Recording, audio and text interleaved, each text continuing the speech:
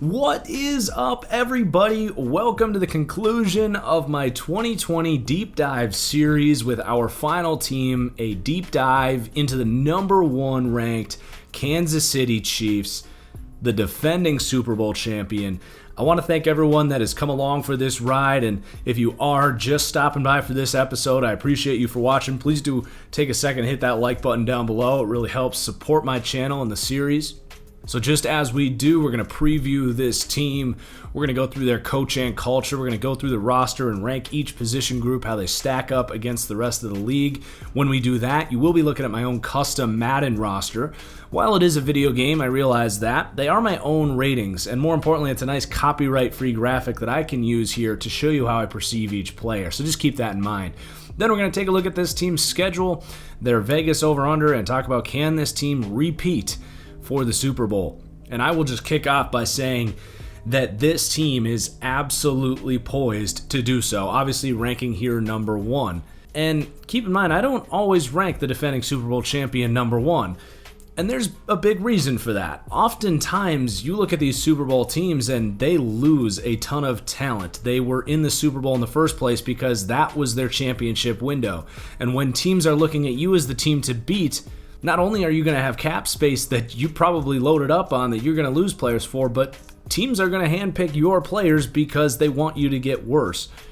But with the Chiefs, they have something that no other team in the NFL has right now, and that is Patrick Mahomes. They have something that I didn't think any team would ever have again, and that is a quarterback the caliber of Aaron Rodgers in his prime. If you told me back in 2014 that Aaron Rodgers would ever be replicated with the true boogeyman effect, the feeling of no matter who's on his team, he's going to find his way to get to the NFC Championship at least and is always going to keep you in a game no matter what the surrounding circumstances are, I didn't think we'd ever see that again. And I think we're seeing it right now with Patrick Mahomes. Despite the fact that he is surrounded with Andy Reid and these playmakers, you can just tell that Patrick Mahomes has that same killer instinct, and that is going to set up the Chiefs for success no matter what. However, you do have Andy Reid. You do have all of the key pieces intact from last season, and what's even probably the most crazy about this is the Chiefs probably weren't supposed to win the Super Bowl last year. Mahomes got hurt. They were not the talking point of last season. And despite the fact that around week 12, when people were telling me I had them ranked too high in my power rankings and that you should be putting Super Bowl bets on this team, they really were not viewed as a championship team for the majority of last season. Now, they got some luck down the stretch. The Patriots lost in the last week of the season to the Dolphins, which gave the Chiefs a 1 seed, and then the Titans beat the Ravens, so the Chiefs basically avoided any good team in their conference to waltz into the Super Bowl, which let Patrick Mahomes have a good comeback against the Niners. But what's crazy is when I look at this team, I actually think this season might be their prominent championship year, if you want to talk about championship windows. So it's going to be a really fun team preview here. This team is ranked number one for very good reason. Amidst all of those reasons is the coach and culture here, where they are going to rank fourth in the league. The reason, however, that they come in fourth for overall coaching culture is the defensive coaching culture is only 20th. I do want to say I really applaud this team for, in my opinion, doing the right thing, and they clearly proved that right by converting this defense to a more simplified 4-3 scheme under Steve Spagnuolo, keeping everything in front of them and allowing this team to play fast. It's been a major criticism that I've had over the years for teams like the Green Bay Packers under Aaron Rodgers, the Pittsburgh Steelers with the great offense with Big Ben, the Indianapolis Colts with Andrew Luck. Why have this boom or bust aggressive 3-4 scheme that the smarter teams are going to be able to pick apart because they understand what you're trying to do when you can just have a solid defense? Simplify the scheme. Limit how much you need to invest on the defensive side of the ball. And most importantly, allow these guys to play fast. And that's exactly what the Chiefs identified. It's exactly the change they made, and it paid off. And they actually played really good defense down the stretch. So while I don't think it's some remarkable defense, they've done the right things here. They've acknowledged that need to not have the Packers defense. They need to not have the Colts and Steelers defenses when those teams were championship caliber teams with really good offenses. And they've found the perfect fit here with Steve Spagnuolo. And when combined with Andy Reid and Eric Bieniemy here, which is the number 2 offensive coaching culture, on top of all the talent on this roster, you get the number 1 team in football. So Reid himself is an offensive guru and a big reason this team ranks just short of Kyle Shanahan's offensive genius. But you also have Eric Bieniemy here, who it is beyond me how he did not get a head coaching offer. Maybe it's just because he lives under the shadow of Andy Reid. But that's stupid to me because that hasn't held back Doug Peterson or even Matt Nagy, who I think is just a good coach sheltered by Mitchell Trubisky being his quarterback. But to me, Bieniemy isn't going to last much longer as strictly being an offensive coordinator. I think he will get his nod next year, and he's actually been a big part of this team's success as well. So second for offensive coaching culture. Those two will combine for the 4th overall coaching culture. Let's now hop into the quarterback ranking, number 1 in the league with Patrick Mahomes. There really is nothing to say here. We know Patrick Mahomes is the best quarterback in the NFL. He has surprised even the biggest Patrick Mahomes truthers coming out of the draft with his football IQ and processing ability is probably where he's surprised the most. I still think he's developing in this regard. He's still younger. And even in his MVP season, he had some questionable decisions, but I think he's shown that those are just going to continue to get weeded out as he plays. He's got all the talent in the world. He's basically a faster Aaron Rodgers. The most accurate quarterback in the league right now, in my opinion, outside of maybe Russell Wilson. Elite pocket presence, elite know-how of when to either hang in the pocket, step up, or when to bail and use his mobility. The only true criticism you could really have of Patrick Mahomes, if you want to talk about like all-time greatness, is he really does have a special surrounding core here. I mean, we saw Matt Moore put up a lot of points against a good Packers defense, in large part thanks to Andy Reid and these playmakers. But Patrick Mahomes is what takes this from a good offense that loses to the Packers at home to an unstoppable offense that can beat anybody any given day. So I don't expect any argument there with Patrick Mahomes at the top of the quarterback rankings. Now, the backup situation here, kind of like we just hinted, I don't think it actually matters who the backup is. They have 2 veterans in Matt Moore, Chad Henne, whatever. I actually think with a smart veteran quarterback that can just put the ball in the hands of these amazing playmakers, they're going to be able to put up some points. They would need to lean on their defense a little more than normal. But one interesting addition here is XFL star Jordan Ta'amu was really killing it for the St. Louis team. And it's unfortunate that season was cut short because he's a guy that was working his way up to a better opportunity. But he is going to have an opportunity to come in and compete. I think he probably ends up on the practice squad here. But certainly someone with some physical tools that could be kind of a poor man's Patrick Mahomes. Like a really poor man's Patrick Mahomes. But similar play style with physical traits. Someone to at least keep an eye on. So number 1 with the quarterback ranking. Then we're going to talk about the running backs real quick. It's really, I don't want to say just Clyde Edwards-Helaire, but it is Clyde Edwards-Helaire's backfield at the moment with the opt-out of Damian Williams. This is Kareem Hunt. Just if you want to know what I think about Clyde Edwards-Helaire, take Kareem Hunt's tape from his prime in 2017 or 2018, whenever he was still on the team. Plug in his production, plug in his play style as a shorter, stockier, contact balanced back who is really difficult to bring down, who makes big plays in the receiving game, who will be dominant in the screen game. Just take Kareem Hunt and plug him back into this offense without the off-the-field trauma. And that's Clyde Edwards-Helaire. Now, he is just a rookie. It's difficult to rank him as a top 10 back, but I do fully expect him to produce at least like a top 10 back. And they're going to rank 17th in the league. Was a little bit surprised to see a team with this high IQ from a team building point of view spend a first round pick on Clyde Edwards-Helaire, but they're so loaded. It's 1 pick, and if they think that explosive running back is going to set this team over the edge, it's fine. Behind him, you have a couple of very similar players, a few of them rather, in Darwin Thompson, who was a 6th-round pick that I really liked out of Utah State. He showed some flashes last season when he got an opportunity, totally buried on that depth chart. In year 2 as a receiving threat here, I think he can be a nice reliever to Clyde Edwards-Helaire, certainly make an impact in the receiving game and make some explosive plays. Really good athlete coming out of Utah State. You got DeAndre Washington, who's going to compete for that role. This team saw him have some explosive plays across the pond for the Raiders. And then you have Darrell Williams, who's going to be kind of your power backup to Clyde Edwards-Helaire. He might get some goal line work. Overall, your running back room is really good. It's better than it was last year now that you have Clyde Edwards-Helaire. And I like some of the pieces that they'll be able to mix in here. You also have Elijah McGuire, who's another explosive player. This team really likes to just add good athletes, and that's what their approach was for the most part at this running back room. Then we've got the receiving grade, which just like the quarterback ranking is bar none the best ranking in the league. It's really stupid what they have here. It all starts with Tyreek Hill, who is, to me, by far the most valuable receiver in the NFL. We could dive into, is he the best receiver? Like the most skilled? No, probably not. Like you're going to look at a lot more receivers actually that are much more technically refined, that are more well-rounded. But Tyreek Hill, in a lot of ways, is the best receiver in the NFL. He's the most valuable in the NFL because of his speed. He is the hardest cover in the league. And it's not like he drops every 3 throws. Like he has really good hands. His run after the catch ability, just his ability with the ball in his hands as a ball carrier is the best of anyone in the league.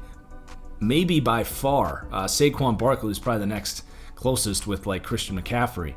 He's also like a solid route runner. He's done a good enough job to refine his footwork and especially his release off the line of scrimmage. You see guys like John Ross just get pressed out of their ass. That's not Tyreek Hill. Like he can get off press. Like you need that to be a good deep threat, and he has that. So he's a refined enough receiver that when paired with his raw, unrivaled speed on this team, it's ridiculous. And that's just starting. Then you have Travis Kelce, who's 1A, 1B, the best tight end in the NFL. I prefer Kittle because of his blocking and true speed at the position. But Kelce and Kittle are kind of in their own tier as far as being an elite, do-it-all, mismatch problem tight end. Simply the combination of Tyreek Hill and Travis Kelce with Patrick Mahomes, that alone, and then you add Andy Reid's play calling in it, that alone is going to make you a top 3 offense every year no matter what else you have. And they've got these guys locked up for a long time now. So this isn't going anywhere. And then you bring back Sammy Watkins. I can't applaud this team enough for what they've done, being able to restructure contracts here. Sammy Watkins, was he way overpaid? Yeah, but you got to take everything with a grain of salt. He got that money for a reason. Like he's a really quality number 2 wide receiver, and he's the 3rd target in this offense. Maybe even 4th behind Clyde Edwards-Helaire this year. So you take a former number 4 overall pick who is a great athlete. He does run good routes. He has solid hands. He has good run after the catch ability. He's had a couple games last year and really stepped up in the playoffs, by the way, where he looked like his former self. Now, he just isn't. I don't know if he just plays banged up and can't always play fast or what the deal is with Sammy Watkins, but he would be a lot of teams' best wide receiver, and he's this team's 3rd or 4th option, which is just nutty. And they were able to renegotiate him to get him to come back at a much cheaper price tag. So that's awesome. You have Mecole Hardman then, who this team took just to laugh at the rest of the league because he's exceptionally fast. At this stage in his career, I see Hardman as kind of this gimmick player. If he can take a page out of Tyreek Hill's playbook and really refine that release package, the route running, shore up his hands, those are elements of Hardman's game that are really lacking right now. But at worst right now, as a 4th or 5th option in this offense with a creative play caller with his speed, he might not be a top 65, top 70 receiver in the league, but he is a top 30 headache for teams just because you got to deal with everything else here. And then you got to worry about Mecole Hardman turning a slant into a 60-yard touchdown. You got Demarcus Robinson, who's a more than capable 4th receiver, and then the depth drops off with guys like Byron Pringle and Garrett Dieter. But my God, the explosiveness and different skill sets and options for this offense is unparalleled in the league right now. And they might just be hitting their stride. So this is pretty crazy. As far as the tight end depth is concerned, you've got Dion Yelder, Ricky Seals-Jones, who's another really good athlete that this team is just kind of rolling the dice on. He's had some splashy plays in this league. Could be an interesting backup option, kind of similar to what Demetrius Harris brought to this team a couple years ago with just some raw athleticism. And then Daniel Helm, who gets cut from a deep tight end room in San Francisco, I think could be a contributor as a blocker in bigger packages for this team. So the number one receiving ranking in the league, kind of by a landslide, honestly. Now let's talk about the offensive line. And they actually came out higher as far as an overall ranking than I expected, coming in 12th. It's just a super average offensive line. So I guess 12 might be the high end. If you had them around 18, I think they're around this cluster of middling offensive lines. You have a decent tackle duo, one of the best right tackles in the league, if not the best, in Mitchell Schwartz, is awesome and is the biggest reason this is not a bottom 12 offensive line right there. So you at least have that right side locked up. And then your left tackle is Eric Fisher, who's just amidst this cluster of quality starting caliber tackles that their fan base probably thinks he's worse than he is, but when you look around the league, like, he's a starting caliber left tackle. This team is going to be hurt a little bit from the opting out of Laurent Duvernay-Tardif. Gotta applaud what he's doing. He's actually a doctor. He's working hands-on with the virus, so he deemed that more important than football, so I got to applaud him for that. But they did replace him with a veteran in Kelechi Asemele. Now, he's not too far removed from being one of the better guards in the NFL here, and in his prime, Kelechi was one of the best players in the NFL, with one of the most fun highlight reels for an offensive lineman that you could find, just burying dudes every few plays for the Raiders. But he ended up going to the Jets. Something was going on off the field. I'm not going to act like I followed what was going on, but I do know that the Jets are a headache of an organization, especially at the time when Kelechi was there. For him to not have put his full heart into his time with the Jets, I can't even really say I blame him. Now, he's coming into Kansas City with a chance to win a Super Bowl here. He's got to be in shape if this team signed him. There's a chance that Kelechi could actually be an upgrade to Laurent Duvernay-Tardif. I'm not going to say that's likely. I think at his age, he's not an ideal pass protector. He will pave some lanes in the run game, but I think what Tardif brought as a pass protector is more valuable than that run blocking. But regardless, I think there's a good chance you get a quality guard there in Kelechi Asemele with some pretty big upside. This reminds me a little bit of the Raiders picking up Richie Incognito, who was forgotten and is yet again back here as one of the best guards in the NFL in this division for the Raiders. So, it's certainly something to keep an eye on. I like that pickup.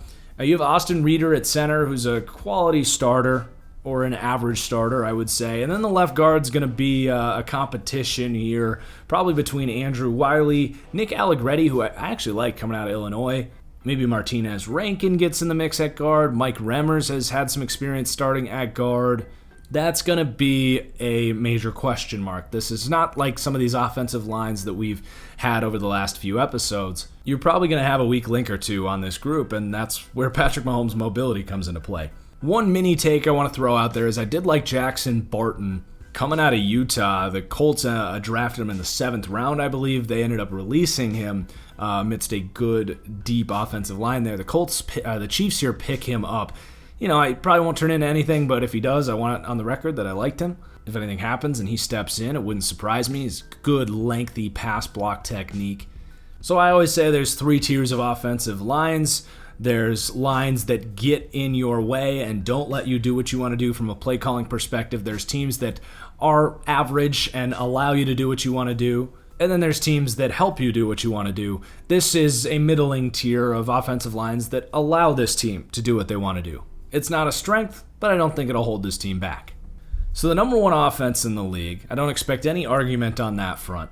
Now, where I may see a disagreement with this ranking is with the defense that comes in 21st in the league. This is not a star-studded defense. It's not a particularly deep defense. It's not a particularly high ceiling defense, but what I did applaud this team for earlier in this video is for simplifying things and understanding that they don't need a top 15 defense. They just need a team that can keep the score down a little bit and let this offense do the rest. And I think that's exactly what you're going to have here again. So let's go through this roster, starting with the run defense. They're going to rank 20th in the league for run defense. I don't see any big issues with this run defense. They had their ups and downs last year, but they defended the run when it mattered come playoff time. So credit Steve Spagnuolo and the staff for playing hard and fast and smart and disciplined, which is really all it takes to defend the run. But they do have some bodies to accomplish it as well. So really, Derek Nadi is your best run defender. A true nose tackle is a good pick in 2018. Gets the job done, just continues to add to the slate of third, fourth, fifth round nose tackles that can play at a high level at that position. You don't need to spend a lot of money or high draft capital to get this player. So good on the Chiefs for having that locked in. You've got Mike Pennell, who defends the run well. You got two better athletes, and Chris Jones, obviously, who is an impact as a run defender, but primarily an impact as a pass rusher. Colin Sanders, a third-round pick last year, who's a remarkable athlete, could take a step up here in year two. I would frankly expect that to happen. So you got some D-line depth. You've got bigger-bodied edge players. Frank Clark is actually pretty poor against the run. He plays with his head down a lot and just doesn't always maintain his gap. He can make some splash plays, blow some stuff up in the backfield, but overall not a great run defender. But you do have Alex Okafor, who's a really good run defender. Some bigger-bodied guys in Tano Passanio, Breland Speaks, Taco Charlton, a former first-round pick, while not a good pass rusher, could play an impact as an early down rotational run defender. Same thing with Mike Dana, who this team spent a fifth-round pick on. That's kind of another nice thing about the 4-3 is you're traditionally going to have some bigger body defensive ends that will just by nature of being bigger and stronger will do a good job in run defense. And then you can rotate in guys like Frank Clark who are more explosive pass rushers. It's a little harder to do that in a 3-4 where your edge players are more confined to being these good athletes that need to be able to move in space a little better. And then your linebackers have some question marks against the pass, but in run defense, Damian Wilson, Anthony Hitchens, you bring in Willie Gay, who we're going to spend a lot of time talking about when we get to the linebacker ranking, but they're serviceable against the run. So this is kind of the epitome of run defense. Only matters really if you're one of the 2 or 3 worst in the league. This team had some hiccup games against the run last year, make no mistake about it, but when they knew they needed to stop the run, they got their act together, played fast, played tough and disciplined, and got the job done. That's really my stance on run defense as a whole. It's why it doesn't carry a lot of weight in my power rankings. Then we have the pass rush here, going to rank 14th, which might sound higher than you would expect, honestly. This team was not a good team rushing the passer last year. They actually ranked 31st in pass rush grade per PFF last year.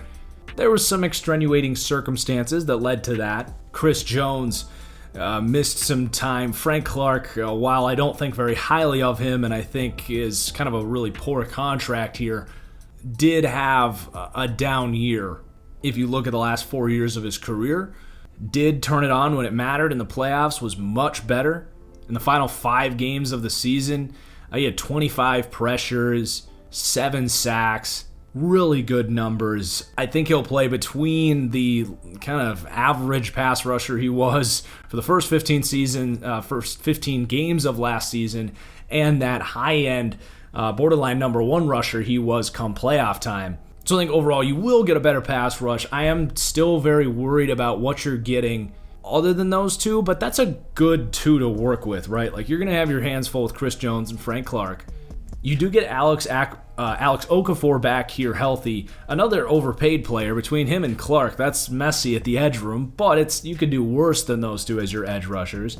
Okafor missed the end of last season for injury. They did give him a decent amount of money and are keeping him around here, and he is set to be the starter. So that will be an upgrade getting him back healthy. And then can you get something from a guy like Colin Sanders to step up in year 2 as an interior rusher? I actually think he will be a serviceable number 2, especially next to Chris Jones and the attention he's going to demand. You're going to have some guys moving around, some bigger-bodied guys, and Tano Passanio, Breland Speaks, Taco Charlton will kind of get in the mix here, but I don't have very high expectations for them.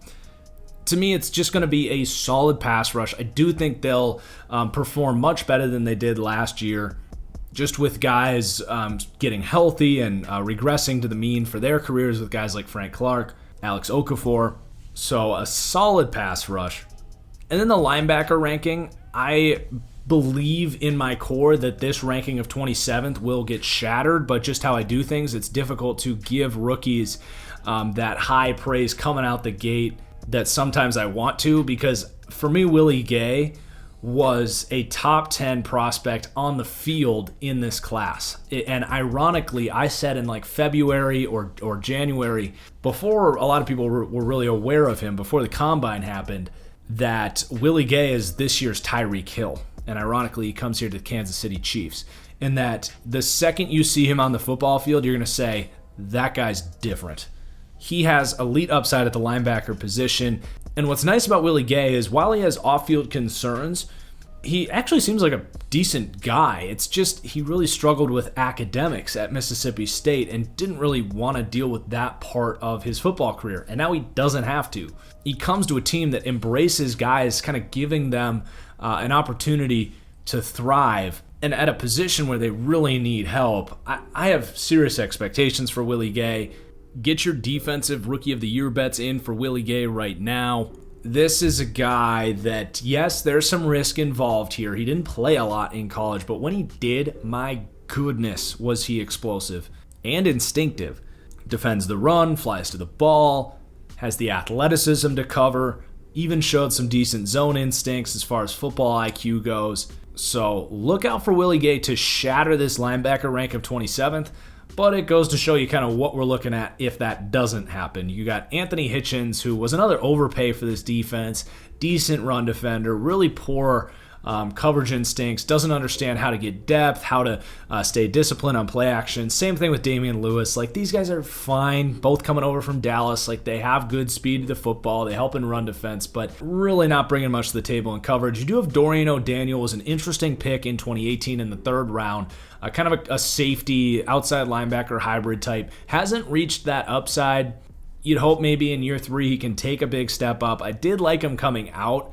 Potential there next to Willie Gay. We'll see how much he ends up seeing the field. You got Ben Neiman, who he doesn't have all those physical gifts. He is quick, though, and a decent cover player. I think if Willie Gay doesn't pan out, and Dorian O'Daniel, Neiman's football IQ will get him on the field on third downs, just like we saw last year. And that's really your linebacking group. You're holding out that Willie Gay can be what that upside indicates, because if he isn't, you're going to have some liabilities over the middle of the field with guys like Hitchens and Damian Wilson. Then we've got the secondary here that I think I'm lower on than most. They graded out well last year, and they did a good job to go from worst to not worst last year. But I actually think we're going to see a little bit of regression in the secondary here. It's not like the worst unit. I just don't have a ton of confidence, especially in the corners here. So you're looking at Charvarius Ward, who was a breakout last year, and I do like him. He's got length, he's got speed, great fit in this scheme. And I think in another year here, he can actually emerge as a really quality starting corner. He did that last year, but kind of cement himself there. But what you have next to him is a major concern. First 4 games of the season, you're going to have Rashad Breeland suspended. Breeland's fine. This was a good pickup to get him from Green Bay. He's a good athlete, can run man coverage that this team likes to run. When you get him back, you will have a quality number 2. But again, neither of these guys are high-end starters or anywhere close to elite. In the slot, you'll have to have Rashad Fenton now stepping up. This team did lose Kendall Fuller, probably the biggest loss for this team this summer. He was their best cover corner. Lined up in the slot, played some free safety once Thornhill went down. Really nice piece for this defense that I do think is going to be a loss for this team, and is a big reason the secondary is going to regress this year. I do think Fenton can step up, but a 6th-round pick last year, just hard to rely on that to even be a starting caliber player. Now, I do like some of the youth they brought in here. You have L'Jarius Sneed, Thakarius Keyz, and Lavert Hill, who are all really nice athletes. So Sneed, a 4th-round pick, played free safety at Louisiana Tech, but raw athleticism, very similar to Charvarius Ward. who might be a little bit more stiff because he is taller, but can just run really fast in a straight line. An interesting pick, and I don't know if they're going to have him at free safety or outside corner. I had it around a 4th round grade, a 3rd to a 4th round grade on him just for that athleticism. He's the kind of guy you want to gamble on. But making a position change in a COVID season, not expecting him to step up in 2020. Keyz kind of similar. Solid athlete, kind of gambling on that athleticism from a smaller school, coming out of Tulane. But man, just a little sidetrack here. Can you imagine if we ended up with Charvarius, Legarius, and Thakarius here? Let me weave out for a second and compare that to the 3 legendary Pokemon, Tornadus, Thundurus, and Landorus. There's got to be some marketing ploy there if these 3 guys end up starting somehow. And then Lavert Hill, I actually thought was a great undrafted pickup coming out of Michigan. Lacks the long speed, but I think he'll compete day one with Rashad Fenton in the slot. Has that quick feet to cover smaller guys out of that position. And then you got a couple veterans in Antonio Hamilton, and I guess they're listing Adrian Colbert at corner. Kind of similar to like Shavarius Ward and L'Jarius Sneed as far as that lengthy speedster who's played a little bit of safety in this league. Now the safety room is much better. So you're going to have Juan Thornhill and Tyrann Mathieu back at it. I hate to say that Tyrann Mathieu is overrated.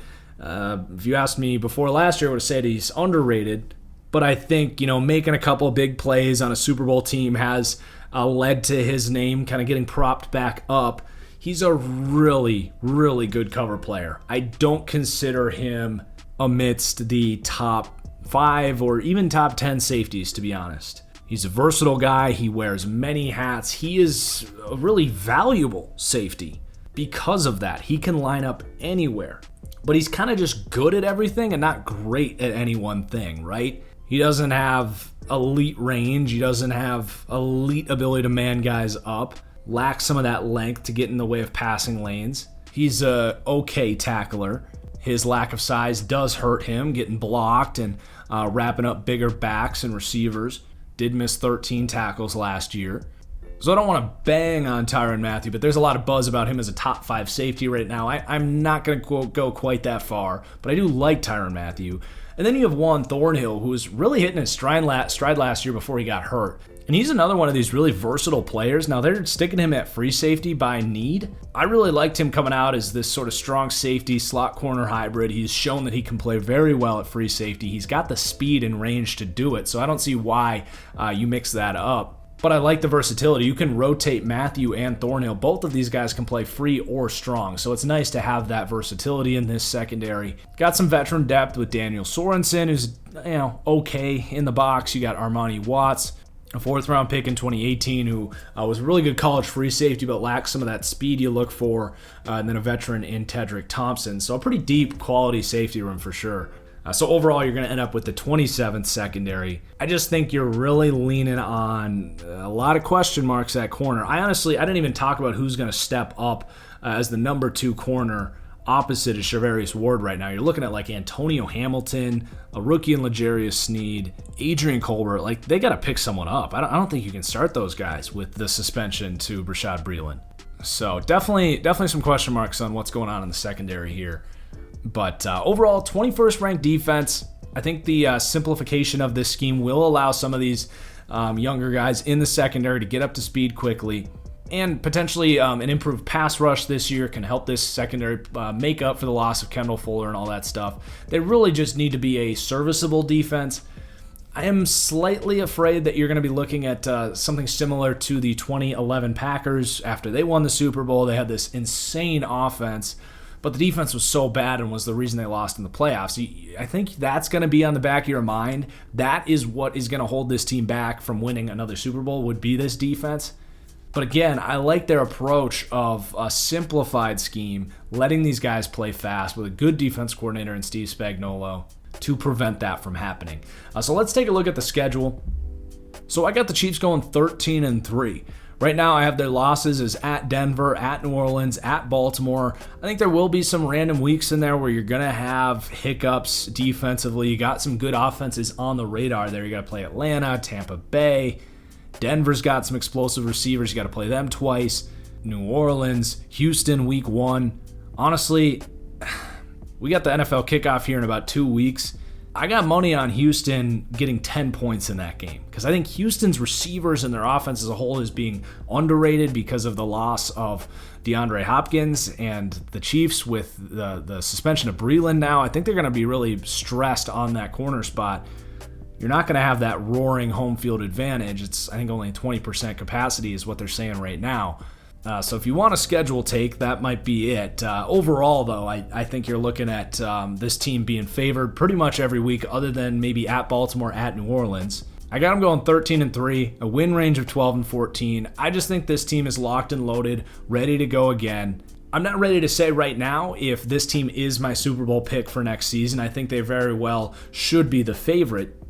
Do keep in mind, in about 10 days, I think I'm set to release it on the Monday or Tuesday before this Chiefs home opener for the NFL season. I will be doing my full season predictions video that I do every year. So redoing all of the team's records and then doing my playoff predictions. So certainly look out for that. Make sure you subscribe and turn on notifications so you don't miss that when that does come out.